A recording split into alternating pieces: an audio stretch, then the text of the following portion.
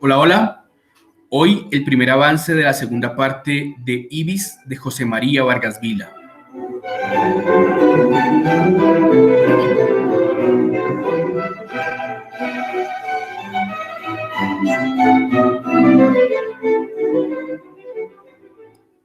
Segunda parte. El alma de una virgen es el alba inquietante del misterio, flor capciosa y turbadora, que guarda en sus pétalos inmaculados y en su cáliz repleto del germen de los sueños, lirio místico que se abre ante el altar del Deo ignoto en actitud confiada del holocausto. ¿Qué vidas irá a perturbar? ¿Qué sueños irá a despertar? ¿Qué embriagueces causará con su perfume? Albo cisne que entreabre las pupilas, llenas aún con la bruma de la nada, el ala eucarística besada por la ola montante de la vida, ¿qué ribera se embellecerá con su presencia? Por las aguas móviles de qué existencia atravesará, dejando en ella la huella de su silueta eriática, imborrable, bella, como un cántico de amor, o triste, trágica, acaso como la de un ave carnicera. Ay, la sombra es negra aún viniendo del cisne. ¿Qué surgirá al romperse aquella crisálida divina? Manon o Juana de Arco, Lucrecia o Mesalina, la terrible belleza va a estallar. Ay, cuántas existencias envenenadas, cuántos destinos truncos, cuántos genios vencidos, cuánta amargura, cuántas lágrimas, cuántas desesperaciones trágicas regará en la vida aquella núbil existencia en flor. ¿Qué saldrá de esos labios que aún no mienten? ¿El beso que mata o el que embriaga? No hay beso salvador. Todo beso en el amor es asesino y trágico. La Virgen tiene eso del monstruo que guarda el enigma. En el dintel de la vida mira el porvenir como una esfinge inmóvil en la linde del desierto. La vida se extiende ante ella como un río elicio con riberas florecidas de sueños. La ceguera divina de los dioses persiste en la pupila adolescente. La psicología de una virgen es toda anhelo y de misterio. Sus tempestades son fisiológicas más que psicológicas. Es la pasión, la eterna pasión de Eva, la que grita en sus carnes dormidas y en sus pechos erectos al entrar en la pubertad hábil ya para el amor. El vicio inconfesado y núbil duerme en sus formas intocadas y en sus grandes pupilas inocentes, abiertas sobre el mundo ideal del placer que ellas ignoran. Como un pájaro del paraíso con grandes golpes de ala, el deseo toca a las puertas de su vida.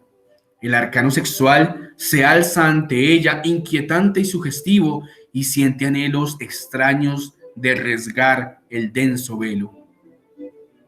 De ahí sus tristezas profundas, sus inquietudes irrazonadas, sus anhelos indescifrables, sus amistades apasionadas, sus sueños quiméricos, su religiosidad exaltada y enferma, el anhelo del amor en todas sus formas, el principio genitor de su vida, el poema entrevisto a cuyo fin la maternidad abre sus grandes flores de carne, o la histérica hace crecer su extraña floración de ensueño y de locura. O el hombre o Dios, o el cuerpo o la sombra del amor, el placer o el sacrificio, el goce o la renuncia, el beso o la locura. Eva, la de Moisés, o Teresa, la de Jesús. Más o menos confesado, más o menos sentido, el amor es el drama y es el ensueño de la nubilidad naciente. Y en sus noches de fiebre adolescente, es a esta quimera adorable a quien se tienden los brazos vírgenes y los labios no tocados por los besos. El pecado ofrece su eterno fruto en el árbol del eterno paraíso y la serpiente del deseo murmura su eterna seducción arrollada en las curvas de la carne impoluta. El eterno génesis del mundo, obscura germinación la del deseo, alba alarmante, el alba de la carne, amor, eterno amor, que te revelas en el misterio cándido del sexo, Por ti nacen los hombres, por ti mueren, sello de maldición, tú eres eterno. Y la Virgen reclusa se asombraba con los ojos del alma inmensamente abiertos sobre el mundo insondable del ensueño. Como la corola virginal de un lis, algo blanco y perfumado se abría en su corazón y la Virgen temblaba. Rosa mística, rosa del Señor, sentía que ráfagas de un viento extraño la tocaban y alzaba su corola pensativa. ¿Sentía acaso llegar el gran tirano? ¿Presentía la aproximación del eterno mal? En la salvaje inocencia de sus 17 años, en el torrente impetuoso de su vida animal que desbordaba en la oscura bruma de sus pensamientos, ¿cómo definir, cómo clasificar lo que sentía? Al principio fue un miedo invencible y cerval, miedo de corza que escucha el rugido del león, los ojos dominadores, negros, sortílegos de aquel mancebo fijos sobre ella, la hacían estremecerse. Su dolor furioso, estallante y sincero, el grande y varonil sollozo de su pecho, su beso apasionado y trágico en los besos de la muerta, toda aquella escena del dolor filial vivía en su cerebro, palpitante y lúgubre, como una rara fascinación de muerte y de misterio, como el principio de algo desconocido y turbador, de algo definitivo y temible para ella, y sacudía su gran mano ducal, delgada y pálida, cual si sintiera aún en ella el aliento abrasador de aquellos labios, al contacto de aquel bozo naciente que la tocaran apenas, al posarse desesperados en los labios de la muerta.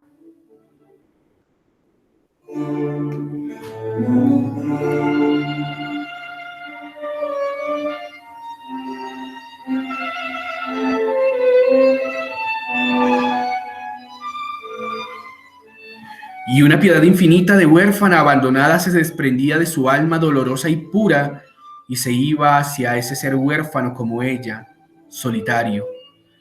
En el peripleo de su vida, todo era riberas desoladas, todo era soledad, todo abandono. Su infancia enclaustrada y solitaria, su niñez sin besos y sin caricias, la habían hecho sedienta de cariños y a la indecisa visión de algún afecto, tendía hacia él los brazos como una golondrina enferma abre las alas friolentas al primer beso del sol. Así se había aficionado violenta, apasionalmente a algunas de sus condiscípulas y de sus maestras, con una sed de amor impresionable y ardiente que le venía de su madre, histérica y voluptuosa, y a una irracionalidad dominadora que le venía de su padre, voluntarioso y cruel. Pobre ser abandonado y enfermo, cuyo recuerdo no guardaba un solo rayo de sol de los afectos. Apenas se recordaba allá en los albores de su memoria los besos fríos de una aldeana tosca y brutal que no era su madre, y confusamente veía los primeros años de su infancia en la compañía lejana, en el cuadro desolado de una llanura monótona y fría, bajo un cielo gris casi siempre invernal, entre trigales blondos que se extendían hasta perderse de vista, fingiendo con los rayos del sol reflejos de un mar áureo infinito, sauces melancólicos sobre fuentes numerosas, albas tristes como de praderas noruegas y crepúsculos de una luz difusa de día boreal, en el fondo de los cuales, como en la acuarela soñadora de un paisaje escandinavo, se diseñaban las siluetas de bueyes pensativos, en la onda verdinegra de amalfas olorosas y verbenas perfumadas que se inclinaban en la quietud del horizonte, bajo el ala misteriosa de la sombra y del silencio. Luego, sus largos, monótonos años del claustro y soledad, el recinto protector de los conventos, las cruces gigantescas sobre los muros blancos, las capillas silenciosas con olores de lirios y de incienso, los dormitorios uniformes, llenos de sueños castos y de anhelos innombrables, las siluetas de sus amigas en cuyos labios había desprendido el beso, los coloquios inolvidables, los jardines geométricos donde las flores se abrían como vergonzosas de reproducción y las aves se escondían para amarse a la sombra de los arbustos florecidos. La tristeza de la vida que le subía el corazón en vagos anhelos, sus mudas insondables desesperaciones, sus lágrimas de inconsolable desesperanza cuando deseaba morir, y lo pedían Dios ante el cielo inclemente, entre las rosas lánguidas, y lloraba su angustia con la boca contraída y los ojos vagos en medio de la quietud indiferente de las cosas y la placidez cruel del horizonte. Las apariciones intermitentes y ruidosas de su madre, que solía hacer irrupción de vez en cuando, perturbando la calma del convento con su belleza espléndida, su lujo escandaloso, sus trajes, sus tocados, su joyería deslumbrante, su alegría profanatriz, su elegancia conquistadora y cortesana. La besaba con pasión, la llenaba de regalos riquísimos, daba dinero a monjas que lo recibían ávaras y sonrientes y se marchaba después ante la mirada asombrada de aquellas vírgenes anémicas que miraban con piedad o acaso con secreta envidia a la gran cortesana que llenaba la ciudad con el esplendor de su belleza, de sus joyas y de sus vicios. Así había consumido su niñez y su adolescencia en el silencio de los claustros, al pie de los altares, sin que nadie la amara, nadie la consolara, ni una voz amiga le hablara de su padre, de su familia, de su posición en el mundo. Así creció pálida y solitaria, con una extraña belleza espectral y melancólica, como un gran nenúfar sobre la onda silenciosa de una laguna olvidada. En los últimos años, las visitas de su madre se habían hecho más raras, sus trajes menos suntuosos, no ostentaba joyas de valor, su belleza era artificial y envejecida, y sus tocados multicolores, escandalosos, la hacían el efecto de un papagayo ruidoso y charlatán volando en el locutorio del colegio. Al fin un día, se le habían aparecido más nerviosa, más conservadora que nunca, para notificarle que iba a retirarla del colegio, que había cumplido ya 15 años, que era tiempo de pensar en otra cosa y que iban a emprender un largo viaje en busca de su padre. Tú eres ya una mujer y tan pronto como yo te quite ese aire idiota y esos vestidos horribles que te ponen estas viejas sucias, te verás de otra manera. Eres bella. Ya verás, decía la vieja coqueta, componiéndose las plumas del sombrero y abanicándose en el frío inclemente de aquel pueblo de páramos lejanos y tristes. Las sensaciones del viaje habían sido de horror para ella. Cerraba los ojos todavía al acordarse de aquellos desfiladeros, de aquellos riscos, de aquellos senderos de gamos que veía como en el fondo de una pesadilla torturante y brumosa. Y el carácter de su madre, tan raro que había sido siempre inexplicable para ella, ese carácter voluble, voluntarioso, atrevido, lleno de alegrías inusitadas y de tristezas sombrías, de cariños extemporáneos y de cóleras súbitas, de locuacidades imprudentes y de largos mutismos insondables, su placer por tomar licores fuertes que ella nunca pudo probar, se alimentaba de champán y de coñac. Sus sueños tan agitados, sus monólogos, las alucinaciones extrañas de que era víctima en la noche, después de que en su cuerpo lleno de picaduras se había puesto inyecciones de algo que ella decía ser bueno para sus constantes neuralgias. Todo eso hacía raro, indescifrable el carácter de su madre. Su llegada a la gran ciudad costera donde debía embarcarse, el suntuoso hotel, el paseo en coche con su madre, los recordaba muy bien. Y luego aquella noche, la primera en que su madre la había golpeado con furor y le había mesado los cabellos. ¿Por qué? Lo ignoraba. Esa tarde su madre había partido con unos señores en coche, había regresado a las 3 de la mañana, la había golpeado porque no la desvestía pronto, había gritado y llorado, pronunciado palabras inconexas y se había tendido en el lecho desnuda, desmelenada, ebria. Durante los 3 días que vinieron en aquella ciudad fueron las mismas visitas, los mismos paseos, las mismas escenas de embriaguez y de brutalidad. Así, cuando se embarcaron, fue un gran alivio para ella. A bordo podía acostarse temprano. Su madre no entraba al camarote sino muy tarde y permanecía bebiendo y conversando con los oficiales del buque o con los pasajeros hasta hora muy avanzada. Otras noches se quedaban fuera del camarote. Al cuarto día, Su madre no pudo levantarse, estaba enferma. El médico de a bordo vino a verla. El diagnóstico fue terrible, la fiebre amarilla. La aislaron, la separaron de su hija. Nadie pudo verla. Después, a los 4 días, le comunicaron la noticia cruel. Su madre había muerto y la habían echado al mar. Los pasajeros conmovidos atendían, cuidaban, agasajaban a la pobre huérfana. Su madre no le había dicho ni una palabra, no le había dejado escrito una carta, no le había revelado el nombre de su padre. No supo del pasado inexorable y el porvenir fantástico y terrible. Un legajo de cartas, unas pocas joyas, recursos insignificantes eran toda su herencia. Desamparada, sola, a los 16 años de vida, frente a la inmensidad indiferente, se sintió atraída hacia el abismo, la sed de muerte.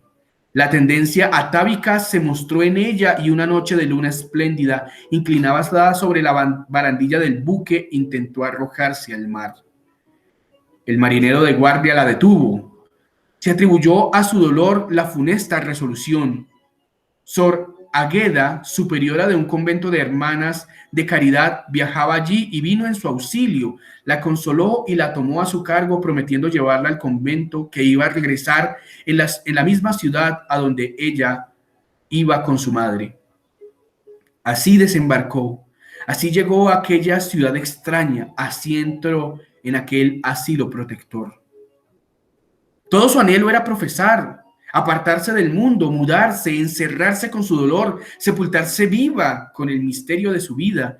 Muy ilustrada, muy seria, muy hacendosa, fue pronto el ídolo de las religiosas y se le confió la escuela de niñas anexa al asilo. Así vivía, así iba camino hacia Dios cuando tropezó frente a frente con el hombre. Sorprendida en un sueño místico, perturbada en su quietud íntima, tuvo miedo y se preparó para la lucha, como para defenderse de algo desconocido que ella sentía avanzar.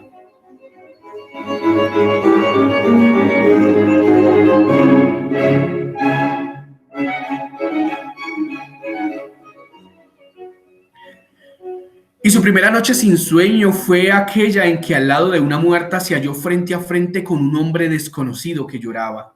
Después, aquel extraño la seguía, la espiaba, la miraba con dolorosa ansiedad.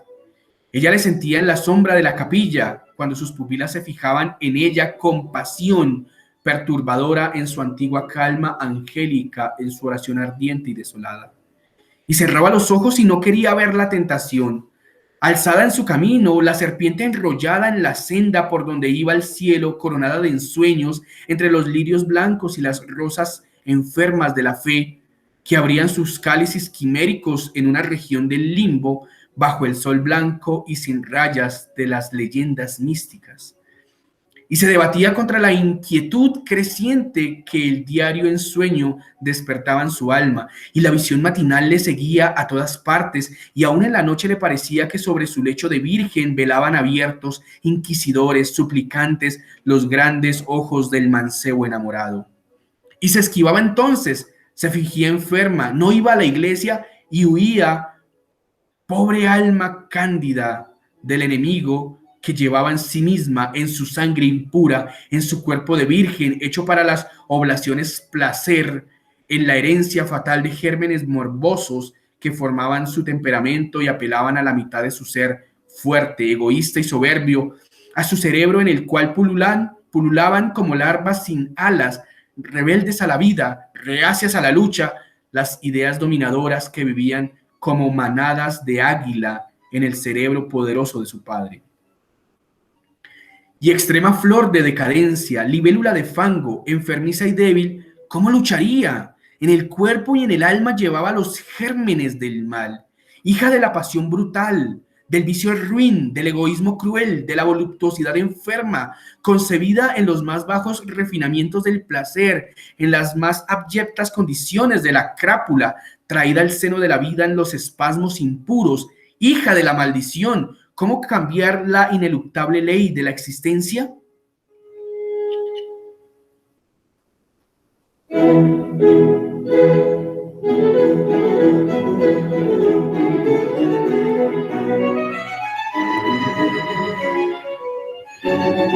Y a ese padre que la había engendrado por placer, y a esa madre que la había concebido por vicio, el mundo le decía, ámalos. Honra a tu padre y a tu madre, le decía el decálogo, porque tu padre te engendró en un rapto de pasión, porque tu madre te concibió en un arrebato de lascivia. Honra a tu padre y a tu madre, porque ambos se ayuntaron en el espasmo del placer y te impusieron la carga de la vida.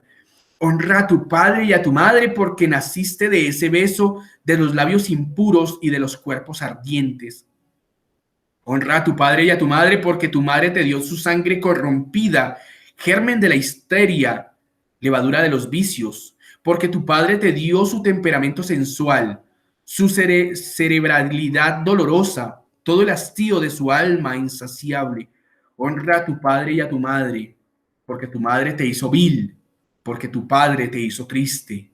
Honra a tu padre y a tu madre, porque ambos te hicieron flor de pecado, morbosa, enferma y sensual. Honra a tu padre y a tu madre, porque tu madre al darte su nombre te dio uno infame por sus vicios. Honra a tu padre al quitarte el suyo, te quitó uno ilustre por sus luchas.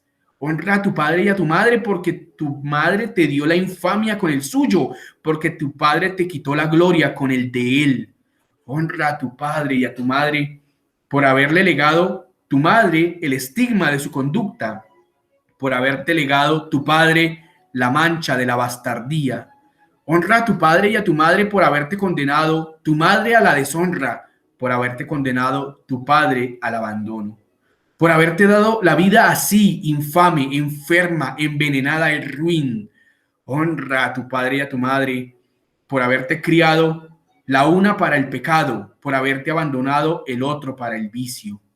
Honra a tu padre y a tu madre por el histericismo vil de la una, por el egoísmo cruel del otro. Honra a tu padre y a tu madre.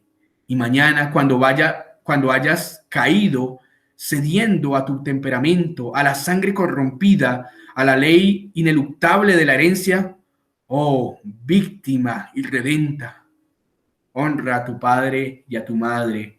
Y cuando sientas el horror, el hastío, el abandono, la tristeza de esa gleba de fango a que te condenaron los dos seres sensuales y egoístas, bajo la pesadumbre, bajo la infamia, bajo el dolor de la vida que te impusieron, honra a tu padre y a tu madre. Y mañana, cuando sucumbas bajo el peso de tu cruz, honra a tu padre y a tu madre. Y cuando agonices en el hospital, con la podredumbre de la sangre dañada que te dieron por herencia, llagadas las carnes por la corrupción hereditaria, moribunda de los gérmenes que te dieron por vida, no olvides a los seres generosos que por darse el lujo del amor te impusieron esa existencia vil, esa sangre envenenada, esa agonía dolorosa, esa muerte atroz, y con tu alma, donde llorarán todos los dolores, con tus labios tumefactos, donde superarán todos los rumores, no olvides orar, ruega por ellos, honra a tu padre y a tu madre. Oh criatura del dolor, honra a tu padre y a tu madre.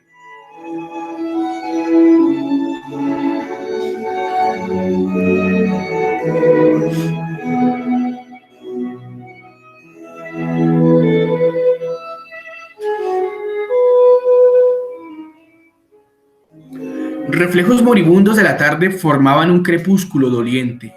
Soplos adormecidos, penetrantes, subían de la tierra ardida por el sol. El cielo aparecía misterioso, iluminado, opulento como un manto de nácar, y la tarde todavía vibraba como una arpa mágica con algo de augustal y de sonoro. Una luz de vaga descendía del cielo.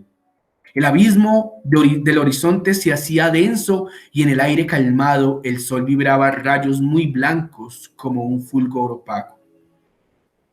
Hora de la melancolía, hora del ensueño, hora en que todas las cosas se confunden en el alma, en la quietud, en la luz indecisa del crepúsculo y en una extraña sensación de misterio y de amor, de voluptuosa tristeza.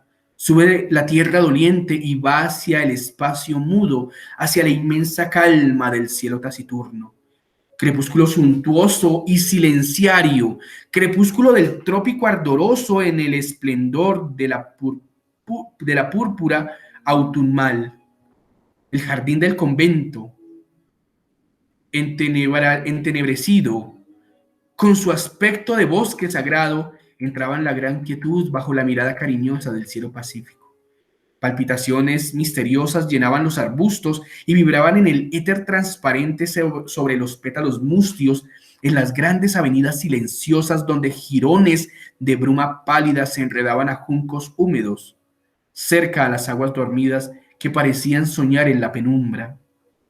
En los rosales envueltos en las gasas del crepúsculo habían rumores extraños y las rusas embalsamaban el aire tibio con su aliento penetrante y sutil.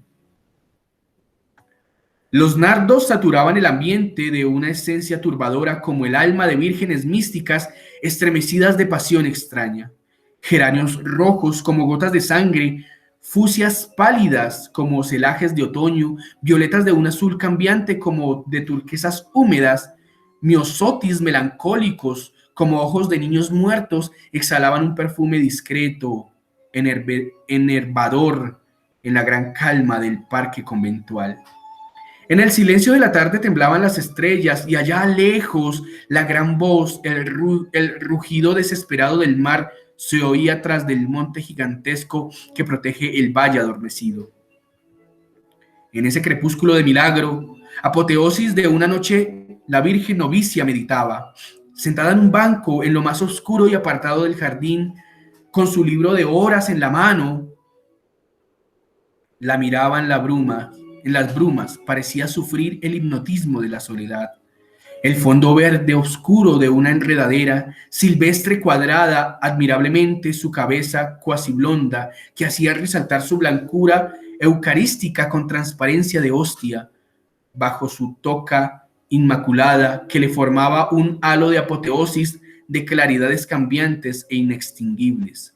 Pálida como los libes, como las rosas de octubre, bajo ese dosel de orquídeas florecidas, parecían extática, embriagaba de ensueño y de misterio. Insondable su mirada con su alma.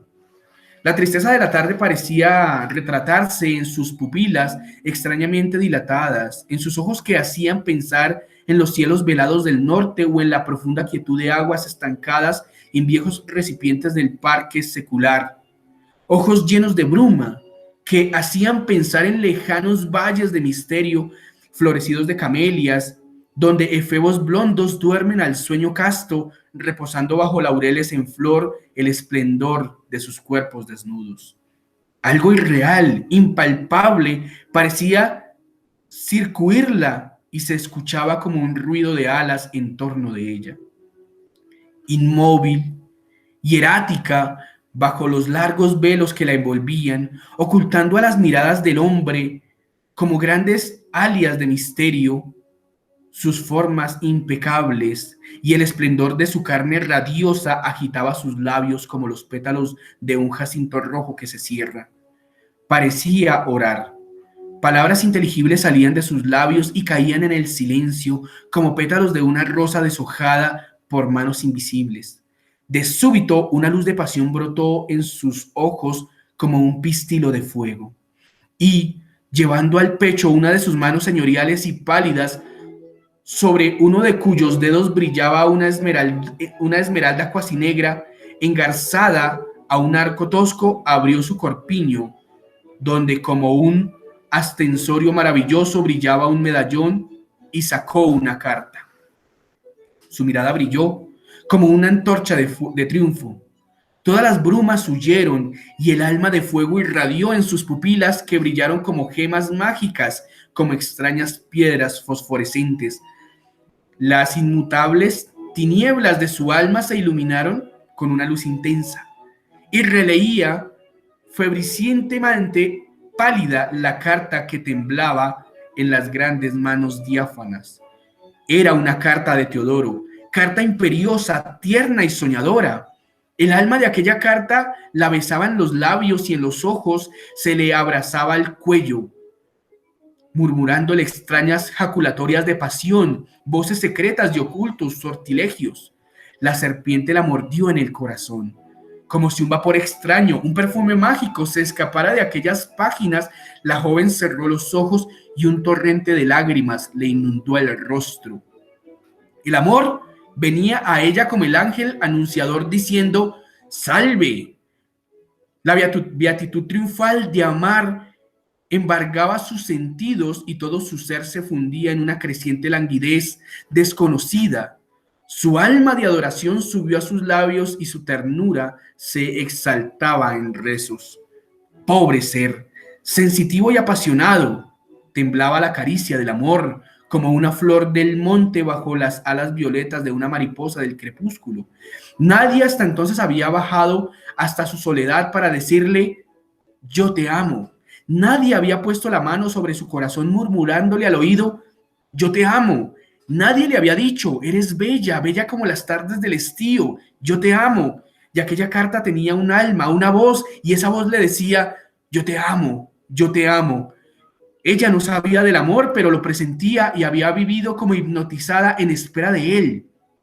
Y había llegado, y había tocado su corazón y dicho el sésamo divino: yo te amo, la palabra eterna del ensueño.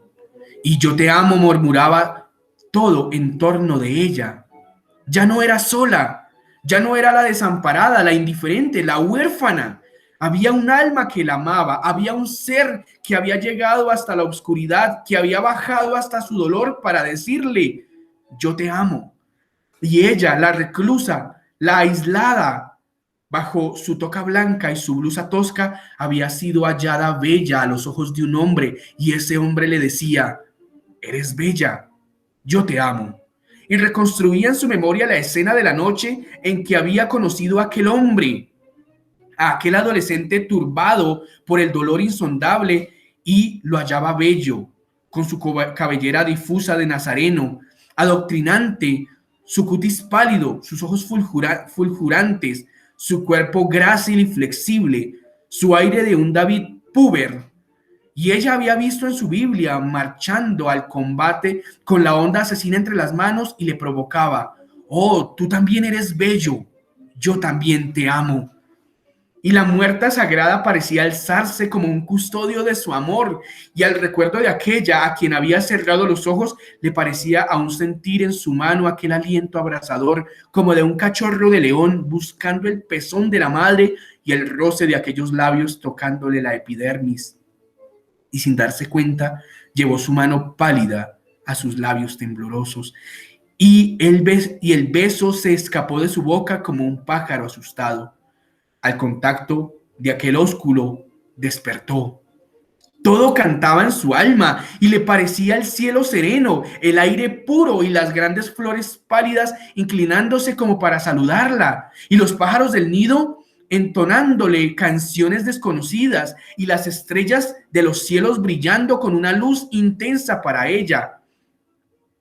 Y las flores y las aves y los astros parecían murmurar como la carta: yo te amo, yo te amo, yo te amo.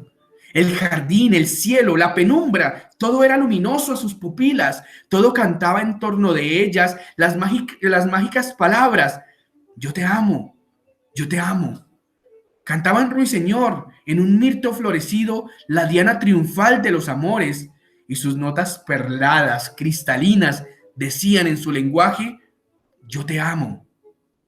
En los insectos, en las hojas, en el aire, vibraba la llamada aguda del placer. Todo decía: yo te amo. Avalanchas de rosas maravillosas y de hojas muertas venían a abatirse a sus pies diciendo: yo te amo. El agua armoniosa, murmuradora, tenía un canto de epitálamio y susurraba: yo te amo. Todo preludiaba la sinfonía divina del amor. La salmodiaba versículos de encanto. Todo decía: yo te amo. Así le decía el alma de los jazmines que la besaban en los labios. Así le decían los juncos en flor que como cirios de un altar se alzaban ante ella en muda adoración, y todo aquel mosaico de pétalos, aquella fiesta de verdura, aquella vibración de rumores y de alas le decía: yo te amo. Se puso en pie y anduvo en la sombra. abiertos sus grandes ojos de vidente. Después se perdió en las avenidas silenciosas y penetró en el claustro sombrío entre los esplendores de un sueño y el último rayo del crepúsculo. Y la noche se hizo completa, y el viento empujó las hojas muertas sobre las aguas negras y en cuyo seno duerme el olvido, el hermano del amor.